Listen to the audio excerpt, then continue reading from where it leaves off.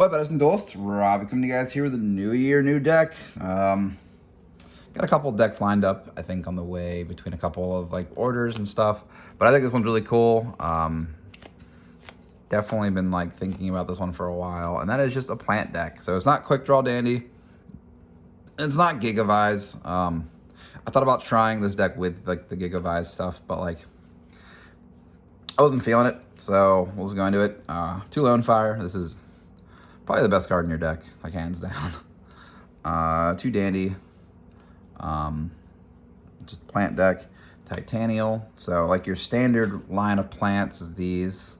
Now we got some more of the weird plant cards. 2 Kokimiru Gravy Rose or Gravy Rose. I don't know how to say it right exactly. What she does is during each of your end phases, show a plant monster in your hand to keep her alive. During each of your standby phases, you can dump any level 3 monster from your deck to the grave. So that dumps the Dandy. She's 1900, kind of big, but she's just a plant. We have 1 Botanical Lion, another big plant monster. Card's really good, actually. I like it a lot. 2 Botanical Girls. She's our Sangan of the deck for the most part, and I say Sangan loosely. She can't get Lone Fire, but she can get Dandy, and that's not a lot that she can get, I'll say that. But she is a plant monster, which is the most important part of it. And then we have 2 Lord Poisons. She can get Lord Poison, and Lord Poison can revive her. Just another plant monster for the deck. 3s and 4s are kind of like the important numbers you need the most, and I wanted to like balance out the number of 3 stars and 4 stars in the deck. You'll see why in a second. And then the last plant monster is Copy Plant.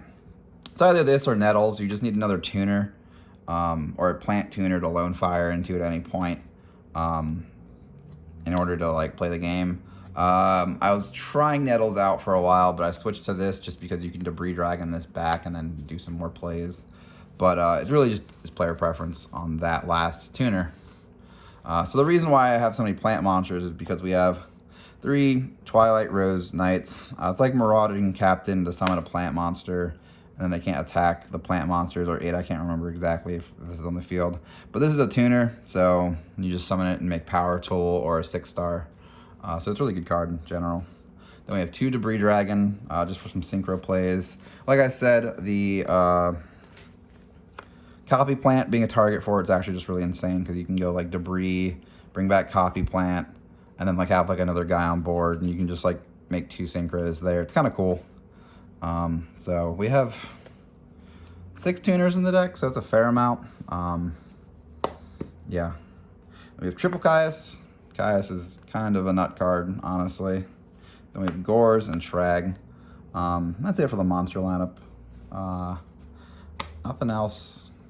No Gigaplant at all, or any of that stuff. Just straight plants. Then we have 3 Mark of the Rose, and 2 DDR to go with the Mark of the Rose, for Power Tool Dragon. That way you have kind of like a mix of either you're 100% getting this, or you can make it so that it's like 66% getting this, or I guess technically 50, whatever, math, and then you can change the odds to this. I didn't want to have 3 of this card because we don't play a lure or anything like that, but Mark of the Rose, making this card live.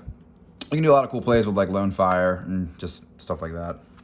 We have Foolish for Dandy, or if you just need a plant for Mark of the Rose, you can just Foolish anything like that. Yeah, and then we have MST, Heavy, Brain Control, and Rhoda. Rhoda gets us the Twilight Knight. So that's like the only target we have in the deck. But Rhoda's still just, you get 4 copies of the card. The only other card I wanted to try out in the deck, but I didn't want to go over 40, was a Mind Control in the slot here. I'm not sure where. Just because that does take face downs, and that can be a little better.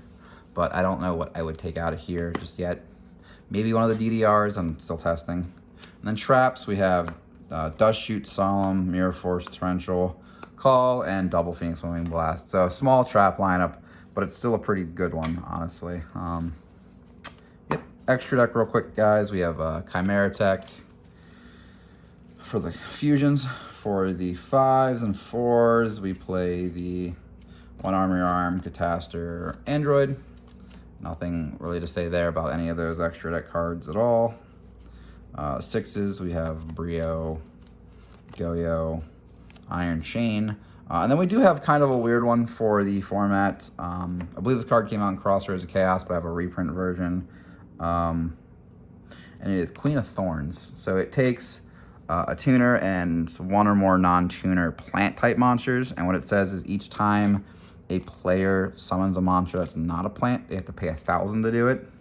So you can make this card against like some of the other decks that it's just like you need to pay life points to summon a guy, and then she can kind of like just steal games, and it's kind of cheeky. It's not a good Tempest Magician, but it's a Tempest Magician-esque thing. 7s, we have the Ultra Dragons. So we have the 3 signers of Power Tool, Black Rose, Ancient Fairy. And then we have some other, the 8s, we have the other Dragons of Stardust, 2 of them, and then we have a Red Dragon. This Stardust could be a Trident Dragon or I don't know, not quite sure yet. Another Power Tool maybe. Just because you can make more than one, and that's just fine. And then lastly is we have a Colossal Fighter. Other stars could be Thought Roller as well. So yeah, that's the plant deck, guys. I will let you know now that I have 2 Monster Mash decks coming up that are both different. So those will be both built of their own entire entity. So like there'll be 2 separate Monster Mash decks. Other than that, guys, I hope you enjoy this video. I hope you guys have a great new year. I hope to keep moving forward with everybody here. So peace, guys.